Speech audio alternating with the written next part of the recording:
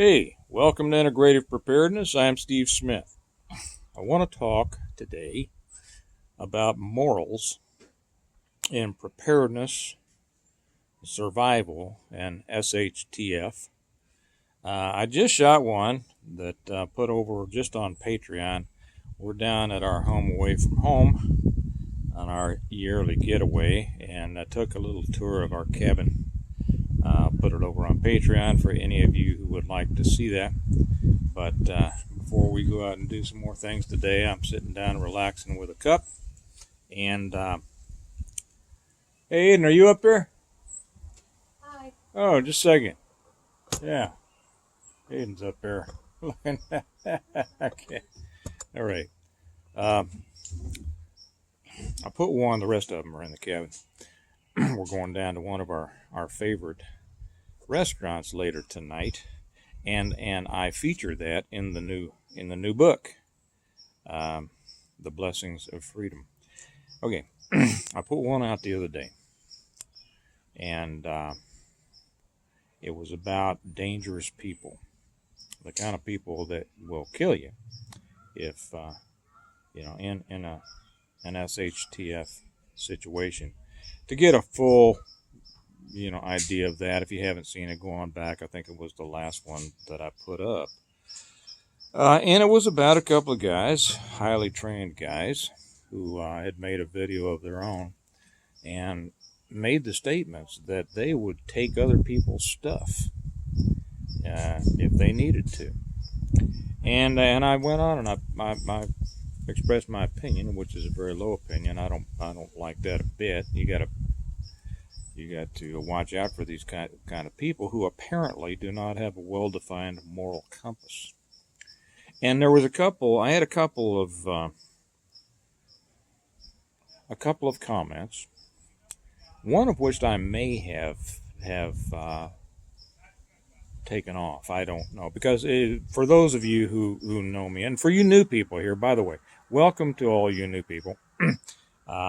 We like to have nice conversations here. We talk about some stuff that can be kind of it's about SHTF and preparedness and survival. Matter of fact, I'm going to be making a couple here in the near future about some of the rougher parts of it that most people really don't discuss. One is going to be slavery, and slavery after a grid down or an SHTF, which will happen, and I touch on that a little bit. Matter of fact, I start touching that in the fourth book and in the fifth book, and cannibalism, which will, and I touch on that in the second book. So I will be dealing with those.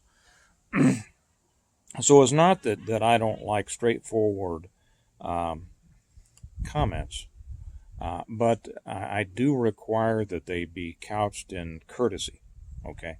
So one said something like, "Well, you think you're so centered. I suppose you're so centered that you just think you're blah blah blah." Okay, that's an improper way to phrase a question. It's not the question that I mind; it's the attitude behind it, and I don't stand for it. There are certain things that I just don't have a lot of play in. That's just me. But there were a couple of people, that seem to think that it was all right to do whatever you have to do to survive. Yeah, I'm sure, if the grid went down and you far away from home and and you needed to get home to your family, you wouldn't do, anything you had to do. Okay, anything I had to do is a broad, is a really broad canvas to paint on, and that's what I want to talk about. First off, the first thing that I want to address is that preparedness is a moral activity. Okay, preparedness is the essence of responsibility. It shows responsibility by assuming your own responsibility for your life and your maintenance. Okay, it's showing responsibility and morality, because you're not expecting anybody else to take care of you. Okay, so that's number one.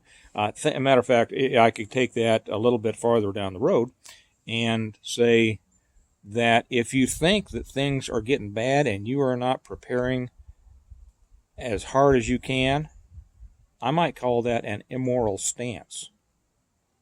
Because essentially what you're saying is you're going to leave it up to other people to take care of you, or you're going to take other people's stuff, which you do it to the wrong person, you won't have to worry about getting stuff for tomorrow, right?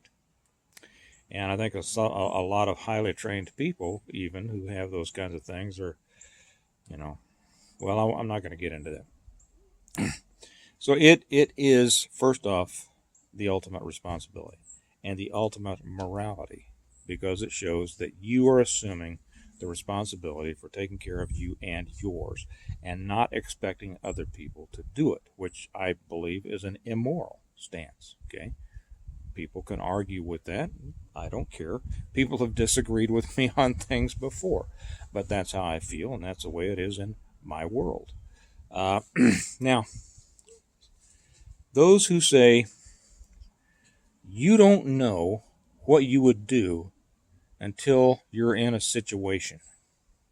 Okay, let's take that one. Many people who make that statement have not been in the kinds of situations to where they have had to make moral decisions on in life and death and personal situations. So they think that because they haven't, that other people haven't either. I caution against that. If you think that's true, you don't know what you do in a situation until you're in it. Well, I will agree with that. But I would let those people know there are many people out here, many of us, who have been in many situations that called upon us to make moral decisions in life and death situations. Okay? So the world is not entirely made up of people without experience. And people with experience are the ones that should express their opinions on this. People without that experience should listen and learn. Now, the next thing is a person with a well-developed moral compass, a well-developed moral foundation, is not making moral decisions on the fly. Okay, it's not an ad hoc situation. You're not going, oh, this is going on. What should I do? What is the morality of this? You see, morals are principles. Morals being principles, don't change. A principle does not fluctuate. A principle is foundational. It is the thing on which all behavior is based and against which behavior is measured. And I know that the world is full of people without well-developed morals. Okay, they think, and many people anymore, they're raised to think that morals are fluid, that morals are situational, and that's the problem. There is no moral strength in that position. There's no psychological strength. There's no spiritual strength. There's no strength of personality in that. Now, it could be a person with great physical skills, great physical abilities, but if they don't have the moral foundation, then that's the problem. They are going to do whatever it takes to survive, including attacking or taking from innocent people. Yeah, I cover this a little bit in my books. And back in my day, it used to be much more well-defined than it is now. There were certain things you just did not do.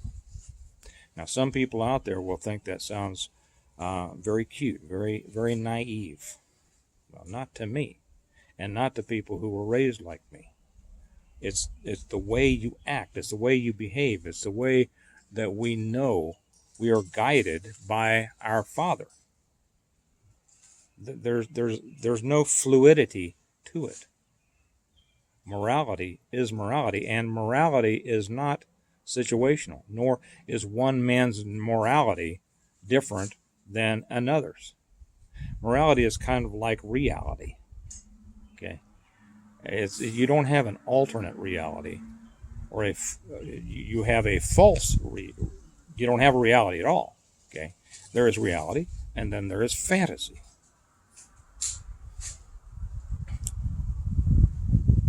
The point that I want to get across here is this: you have to make your moral decisions not at the time that they're called on, but when you are understanding, forming, and determining your morality. Okay, I will not hurt an innocent person purposely for my gain or any other reason. Okay, I will not take from innocent people. And I'm sure that there are some people out there who either, for one of two reasons, either because they have no experience in this themselves, and so they have no moral compass, or they have made wrong decisions, or they don't have a moral compass and they want to excuse their own behavior. And those kind of people will say, well, you can't say that. You don't know. Yes, I can, and yes, I do. And many people out there feel the same way I do. So I want to emphasize that to people out there with those questions. It is never right to include non-combatants or to attack non-combatants. Never. Purposefully. Okay. Some things happen by mistake. Those things are horrible. But it is never okay to do that. It is never okay to take from innocent people to further your own purpose. Never. However, anyone who tries to attack your family or you, there is no limit to what you should be willing to do. No limit at all. I cover this a little bit in my books too. By the way, I'm going to have a major announcement. I'll either do it later tonight or tomorrow on the latest book. So anyway, I just wanted to clarify that because I had a couple of questions. And I don't find it, people that come about and try to act, I'm a realist and I'm this and I'm that. I don't find it acceptable. I don't find it cute. I don't find it cool to say, I'd do anything in the world. No. Do anything in the world to protect your family against people attacking it or those who depend on you, whoever, against innocent people. I don't care if you're walking down the road on your way home after an EMP and you see somebody else attacking a family. Go take care of that SOB. If you're able to, and if you're not able to, you ought to do something to make yourself able to.